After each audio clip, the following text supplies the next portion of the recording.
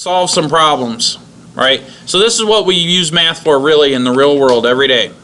Example number 8, applying the problem-solving process. So the engineers at an auto manufacturer pay students 0.8 cents a mile plus $25 a day to test their vehicles.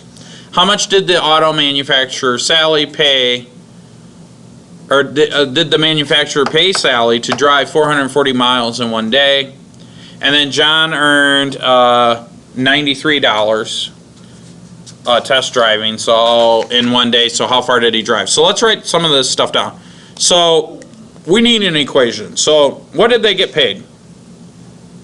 Well, their pay was equal to 25 per one day. Does that change at all?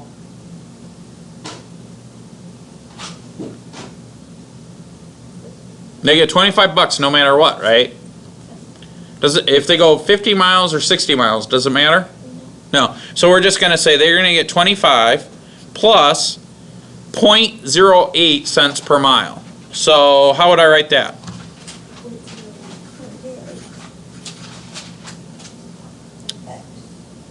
X. I'll put M for mile just to make it easy. All right. So this is our equation. Now for A, Sally drove 440 miles, or that's what M equals. And for part B, John's pay was $93, right? So let's zoom in on that. So I've taken the information, and now let's look at it. Okay, so let's do Sally. So Sally, so this is part A.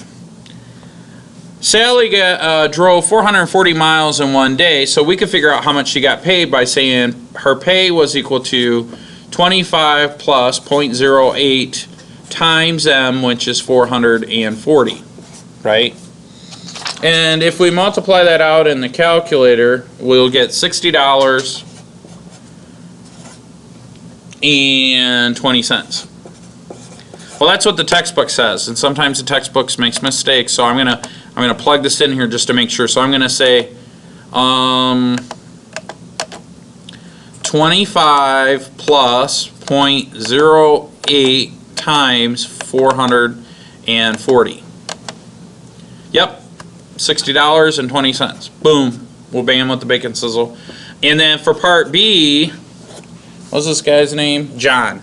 John actually got paid $93, and they want to know how many miles he drove. Alright, so now how could I solve that?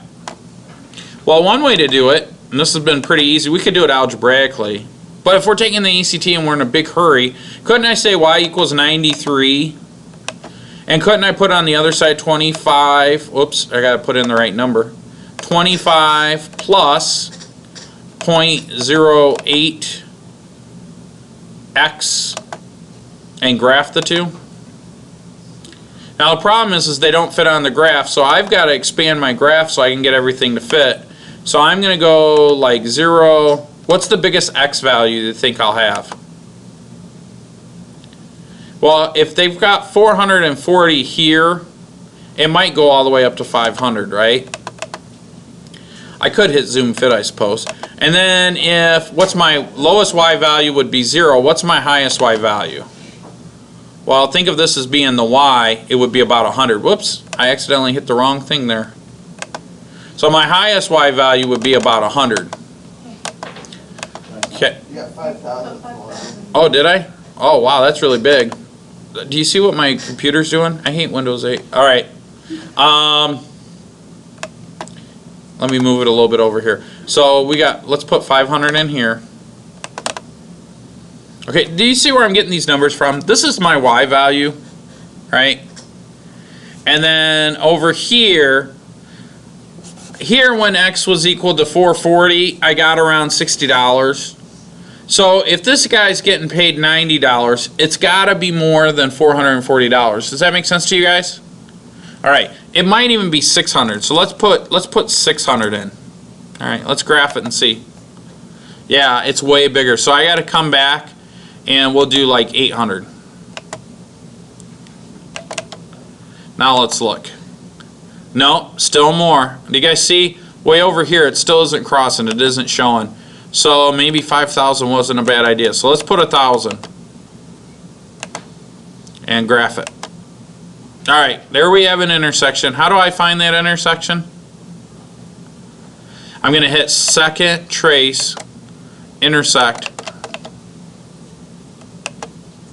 and I'm going to try and get that little cursor as close as I can to the intersection. Hit enter, enter, enter. 850 is what it's saying, right? So what that's saying, y equals $93 when x equals 850. Now to verify this, I could plug that in the calculator. So let's just do that, right? So if I come in here and I quit this and I clear everything, why is this thing going bonkers? Clear. I could say 25 plus 0.08 times 850. And what should my answer be? 93. And it is. Cool.